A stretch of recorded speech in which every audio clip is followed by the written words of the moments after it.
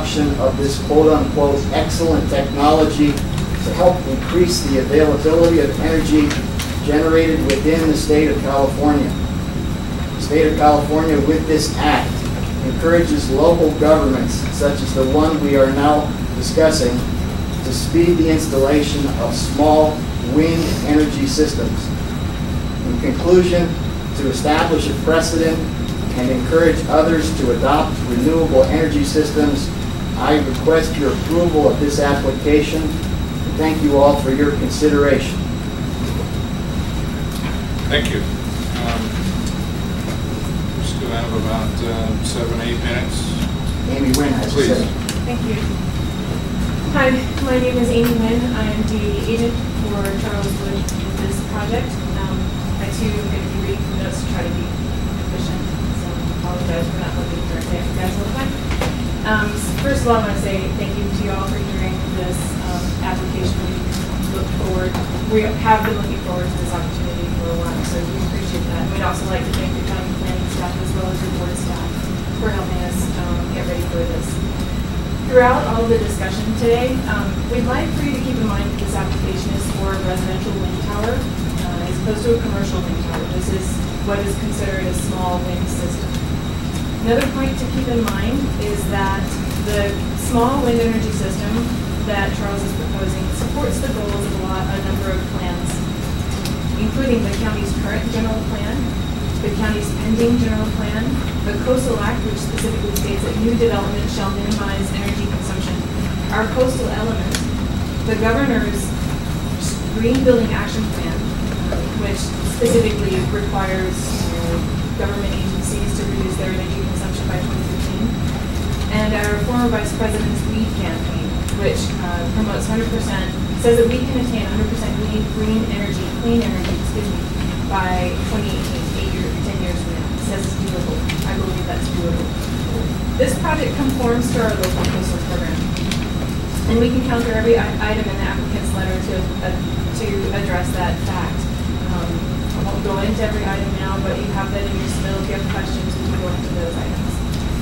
We have done a lot of careful research about small wind energy on our own and with the assistance of biologists during, before, and after the CPA, the local hearing that Frank presided over. Through careful analysis, research, and siting of the proposed wind turbine on this parcel, we believe that there's ample evidence that this project is in conformance with all of the jurisdictional agencies, codes, and guidelines, including but not limited to the California Environmental Quality Act, the Coastal Act, the coastal element of the county's general plan, the Mendocino Town Plan, U.S. Fish and Wildlife, Department of Fish and Game, and the goals of the California Audubon Society. To that end, we've made several submittals to the county, which we've got a big fat packet there. I'm not going to go into all that now. Again, that's there for reference if need be. I expect that what we're going to talk about today and those submittals will bring more clarity to you for what this project is about, with answering some questions. To go over the submittals that were made before the hearing that we had in April, Charles put together a letter that spoke to his motivations, which he talked about the importance of renewable energy, the fact that the wind power is to balance the alternative energy production on site. Solar is going to be mostly active in the summertime. The wind will take up that balance when it's rainy season in the winter. And also that it minimizes noise and avian impacts. There's also, as Charles referred to, there's also an offer to provide backup power to the Big River, I'm getting tongue-tied, Big River Vista Mutual Water Company. So he spoke a bit in detail about that. We've included site photos in the packet which illustrate where the open space easement drainage is that the Coastal Commission imposed on this parcel. We've got a site plan up there. The copy that you have in your map in your packet is black and white. There is also a color copy going around. It's a very constrained parcel. This tower has been sited in the best location for wind generation for all sorts of issues. We also have my low-tech photo simulation of the wind tower. We erected a story pole that goes to the top of the rotor blades.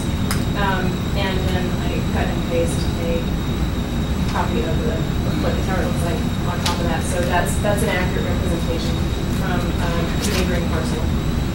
They will have a monopole tower and a caisson foundation, which would be a large, basically a very deep concrete tube going down the water tower.